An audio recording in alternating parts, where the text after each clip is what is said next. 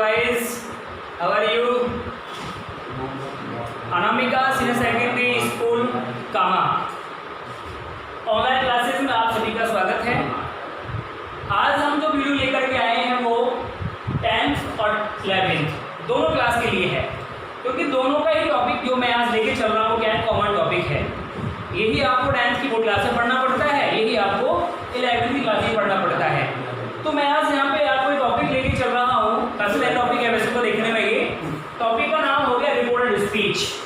क्या बोलेंगे इसको? Reported speech. इसे और भी कई सारे नामों से जाना जाता है। दूसरा नाम इसका होता है नरेशंस। तीसरा नाम होता है डायरेक्ट एंड इनडायरेक्ट स्पीच। समझ गए ना? आज जो टॉपिक आपको 10th और 11th क्लास के लिए ग्रामर का टॉपिक जो पढ़ाया जा रहा है, उस टॉपिक का नाम है रिपोर्टेड स्पीच, या फिर उसको आप बोल सकते हैं नरेशन, या उसका नाम होता है डायरेक्ट एंड इनडायरेक्ट स्पीच। तो कॉमनली तो बहुत कम लोग इन सारे वर्ड्स का यूज करते हैं। इन नरेशंस का बहुत कम यूज करते हैं, बाकी आप रिपोर्टेड स्पीच बोल सकते हैं इसको। और दूसरा होता है आपका डायरेक्ट और इनडायरेक्ट स्पीच।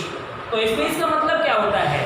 स्पीच का मतलब होता है कथन, किसी के द्वारा बोला गया कोई भी स्टेटमेंट, किसी के द्वारा कही गई कोई भी बात, उस टॉपिक को उसको बोला जाता है यहाँ पर स्पीच।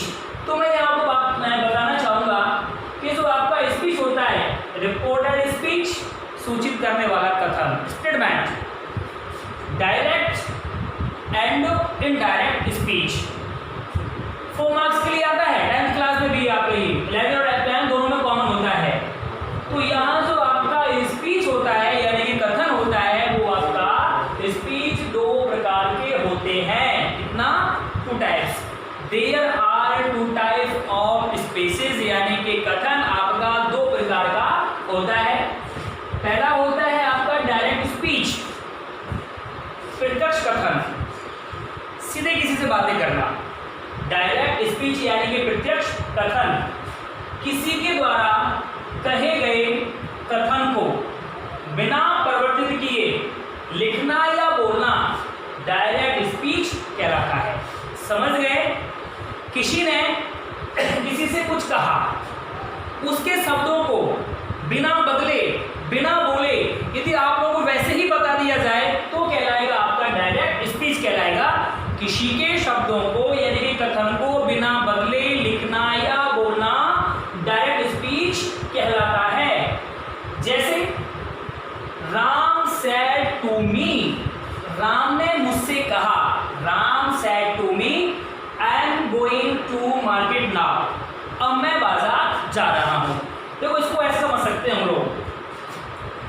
एक तो हो गया ये आपका राम हो गया यहाँ पर आपका ये, और ये हो गया मी यानी कि मैं, राम। अब राम ने मुझसे कहा, राम ने किससे कहा? मुझसे कहा। राम जो है मुझसे बोल रहा है कि मैं बाजार जा रहा हूं, लेकिन जिस समय राम के द्वारा मुझसे कहा गया था कि I am going to market, मैं बाजार जा रहा हूं, यदि इसी कथन को, इसी स्टेटमेंट को किसी दूसरे व्यक्ति के द्वारा सुना गया हुआ होता और वो जाके आपको बताए, यानी कि राम ने मुझसे कहा था, अब राम ने मुझसे कहा लेकिन सुना किसी और व्यक्ति ने सुना, अब जाके किसी और को बता रहा है कि राम ने मुझसे कहा था मैं I am going to market, कि मैं बाजार जा रहा हूं। अर्थात उसने राम के शब्दों में कोई बदलाव नहीं किया, उसने राम के शब्दों में कोई परिवर्तन नहीं किया। उसको जैसे राम ने मुझसे बोला था उन्हीं शब्दों को उसने रिपीट वैसे ही कर दिया। तो ये कहलाएगा आपका डायरेक्ट स्पीच, यानी कि किसी के द्वारा कहे गए शब्दों को बिना बदले हुए, बिना परिवर्तित करते हुए लिखना या बोलना डायरेक्ट स्पीच कहलाता है। नंबर 2 आता है आपका शायरी, इसको होता है जो इनडायरेक्ट स्पीच, यानी कि अप्रत्यक्ष कथन।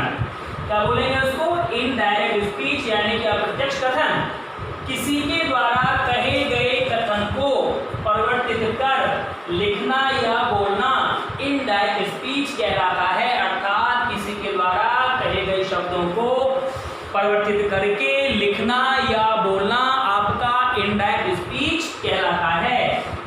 देखिए यहाँ राम को राम हो गया, शेड टू। ये देखो हमने यहाँ शेड टू के स्थान पर किसको यूज किया है? टोल्ड को। नंबर 1 क्या लगाया आपने यहाँ? टोल्ड लगाया हुआ है। ऑब्जेक्ट आपका मीन एजिड है। फिर ये होता है कॉमा और ये होता है आपका इन्वर्टेड कॉमा। ये क्या है? कॉमा है। क्या बोलेंगे इसको? कॉमा। और ये क्या है? Inverted comma. इन दोनों के स्थान पे हमने कौन सा वर्ड यूज कर लिया है? नंबर 2 दैट लगाया है। क्या लगाया है? दैट।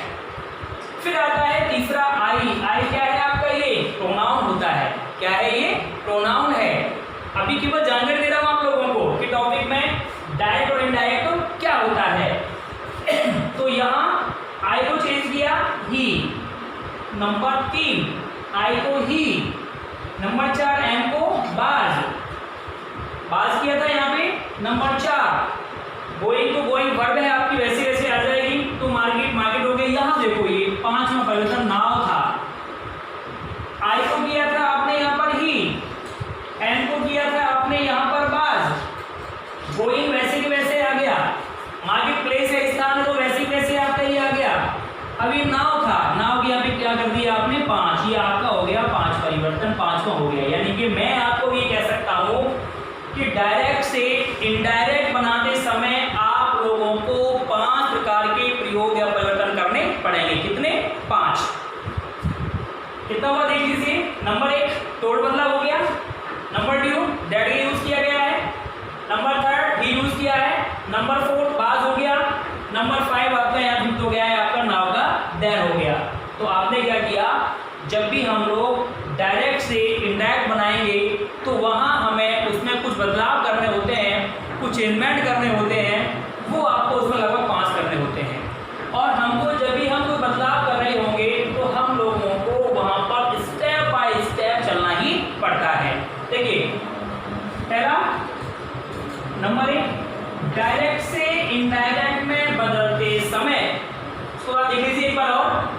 डायरेक्ट से इनडायरेक्ट में बदलते समय 5 प्रकार के परिवर्तन व प्रयोग किए जाते हैं। पहला कौन सा है? आरबी का परिवर्तन। पहला कौन सा? आरबी का परिवर्तन। शेड टू क्या किया था आपने? यहाँ पे तोड़ लिया था। ये क्या कहलाएगा आपका? आरबी का परिवर्तन। नंबर 2 कंजक्शन का प्रयोग। Use of conjunction in place of comma and comma. आपने कॉमाओं के स्थान पर जो वर्ड यूज किया है वो कौन सा था? दैट। क्या कहलाएगा आपका? ये कंजक्शन कहलाएगा। Number 3 pronoun. आई था आपका, ये आई, इस आई को आपने किसमें चेंज किया था? ही में बदला है। आपका आई किसमें आया है? ही में आया है। तो ये आपका कहलाएगा प्रोनाउन का परिवर्तन कहलाएगा। क्या कहलाएगा आपका? ये प्रोनाउन का परिवर्तन कहलाएगा। और उसके बाद आता है नंबर 4 टेंस का परिवर्तन, काल का परिवर्तन, क्रिया का परिवर्तन करना पड़ता है। तो यहाँ पर था देखो एम को हमने क्या लगाया? यहाँ पे बाज किया, यानी कि आपका प्रेजेंट कंटिन्यूअस में था, इसको हमने यहाँ पास्ट कंटिन्यूअस में चेंज कर दिया है। तो आपका जो चौथा था, यानी कि 4 जो आपका चेंजमेंट था, 4th नंबर का जो आपका चेंजमेंट था, वो आपका चेंजमेंट किस चीज का हो गया है? टेंस का परिवर्तन हो गया है। अब आपके बाद में आता है नंबर 5 समय में स्थानवाची शब्दों का परिवर्तन। Placeable and timeable words. समय टाइमेबल वर्ड्स होता है, स्थान प्लेसेबल वर्ड्स होता है, उनका भी आपको परिवर्तन करना होता है। तो जैसे यहाँ पर नाउ टाइम हो गया, समय हो गया, इसको उसमें किससे बदल दिया आप लोगों ने? देन ने बदल दिया।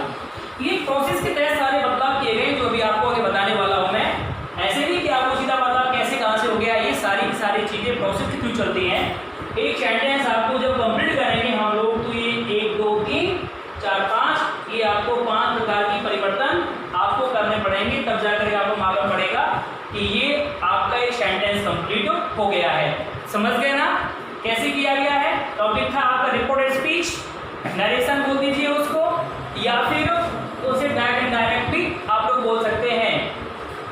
स्पीच आपके 2 प्रकार के हो गए, डायरेक्ट और इनडायरेक्ट।